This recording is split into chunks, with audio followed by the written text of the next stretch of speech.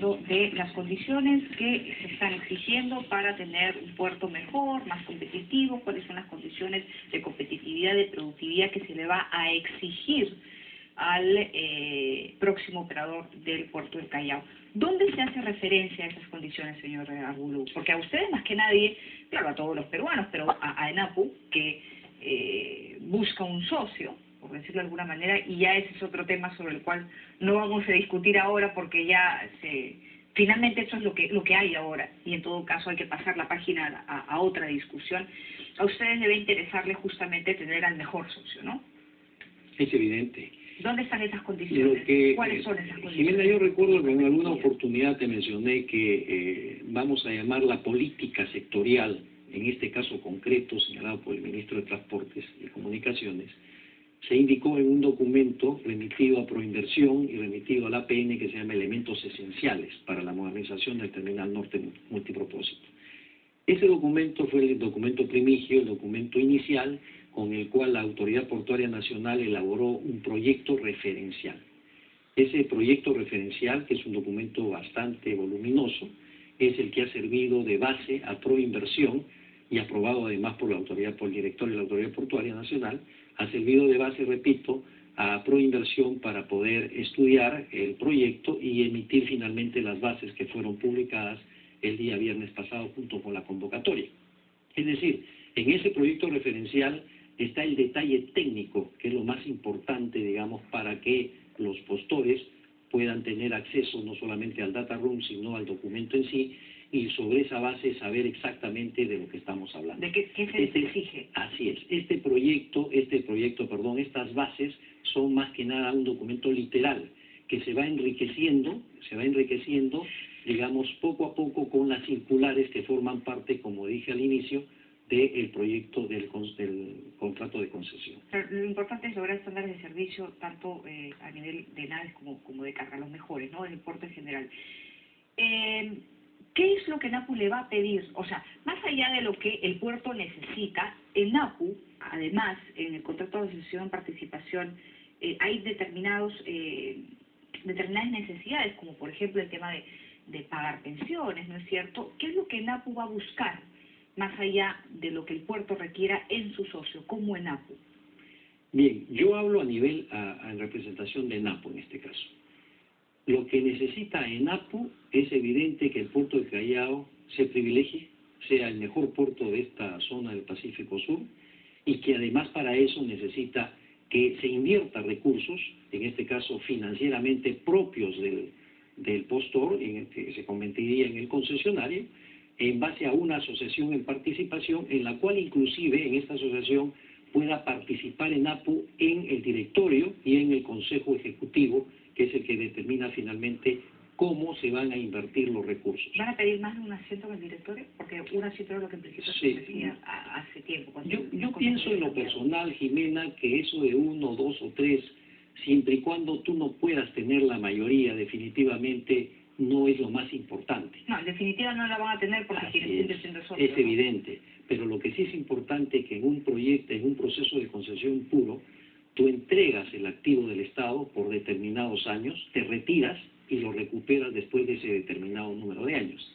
En una asociación en participación el Estado va a estar presente. Claro, pero ¿qué más va a considerar el NAPU en cuanto a su socio, además de los asientos en el directorio? Bueno, va a tener que, por cierto, una retribución, en este caso una participación de las utilidades, que tendríamos que finalmente saber exactamente cuánto podría ser esas utilidades, o en todo caso, si no es así, de exigirlo, pues sería un factor de competencia para poder lograr este proceso. ¿Y cuándo se van a tener esos números?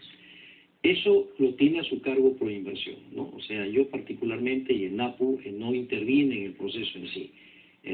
Somos convocados por el ministro, ¿no? Gentilmente, generosamente, en reuniones con la PN, con Proinversión, hemos tenido reuniones, pero nuestra posición no es vinculante. Entonces nosotros esperamos que Proinversión conduzca este proceso y estoy seguro que lo va a lograr con éxito. Para hablar propiamente del puerto, la vez pasada, o la semana pasada, tuvimos aquí a la gente de CONUTFI y Se hablaron varias cosas sobre el puerto. Una de ellas, por ejemplo, que las tarifas todavía no se habían traducido como se quisiera por algunos aspectos técnicos vinculados a los terminales extraportuarios. Y que ENAPU había también ofrecido ciertas reducciones que en el tiempo no se habían podido cumplir de todo porque habían tantos actores y tanta tercerización de por medio que, bueno, no siempre uno puede hacer lo que quiere, ¿no? Jimena, la carga cuando llega a un puerto es carga directa o es carga indirecta. Es decir, o sale directamente hacia un almacén extraportuario, que eso no lo define ENAPU, eso lo define el almacén con la línea en base a un contrato de fletamiento. El importador prácticamente no participa o el exportador ahí. Entonces, ese contenedor sale y evidentemente tiene finalmente una factura que le extiende el almacén extraportuario a través del agente marítimo. En el caso cuando queda en el depósito temporal de ENAPU, sí facturamos directamente nosotros al importador. Nosotros, como ustedes saben, nosotros emitimos ya un cambio en nuestra reducción tarifaria en base a tarifas integradas. Y esas tarifas integradas, si se quiere, son mucho más cómodas o baratas, digamos, o menores, si se quiere, a las tarifas de DP World. Y, por ejemplo, puedo citar un contenedor de 20 pies, ¿no es cierto?, en lo que es exportación, con relación a las tarifas de DP World, considerando también no solamente el uso de muelle, la descarga, sino también los días de almacenamiento, que en este caso DP World da 2 días y nosotros damos 10 días, tendríamos una reducción de 31.9%. ¿Han reducido el volumen de carga desde que empezó a operar DP World? No tanto, por una sencilla razón, porque ha incrementado el volumen de la carga que llega al puerto del Callao. O sea, no sentimos realmente ¿Pero cuánto se ha reducido ese volumen por el factor competencia? Más o menos un 30%, yo diría, no más. O sea, ustedes están moviendo 30% menos de carga con la entrada de DP World. O sea, estaríamos moviendo, digo condicional, menos carga, o sea, porcentualmente menos carga, pero ha incrementado la carga. O sea, estamos compartiendo con DP World lo que antes no compartíamos porque realmente éramos un monopolio. Entonces estamos hablando solamente del uso del muelle y del uso del amarradero, porque tú sabes, Jimena, que nosotros somos el 6% de la cadena logística. Todo lo demás, las actividades portuarias las realiza los privados.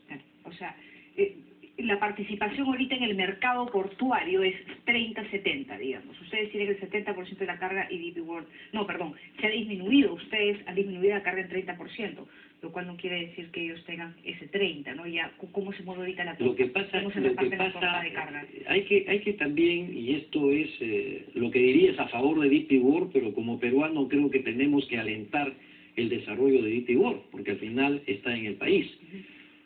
Lo que pasa es que tenemos la ventaja que se ha incrementado el volumen de carga, por un lado. Y por otro lado, DP World está iniciando sus operaciones prácticamente y tiene, como tuvimos nosotros hace más de un año, una curva de aprendizaje. Y eso es lo que en este momento no podríamos realmente en forma significativa decir exactamente cuál va a ser el volumen de reparto de lo que significa la carga tanto de importación como de exportación. Señor Bulu, gracias por hablarnos un poco del Callao, por estar en el programa. Vamos a ver qué pasa con el proceso de concesión. Muy amable. Lo importante, Jimena, es que dicen que el peor fracaso es la pérdida del entusiasmo. Tenemos que tener entusiasmo, tenemos que seguir con nuestro trabajo y yo estoy seguro, y aquí vendré a algún momento, porque para celebrar que la llegada de cualquier mejor operador portuario de talla mundial ha sido la mejor elección del gobierno y los críticos tendrán que cambiar evidentemente su programa. Bueno, vamos a ver qué pasa. Muy amable, gracias. Ariel Bulu, presidente de ENAPU, nos ha acompañado. Pausa.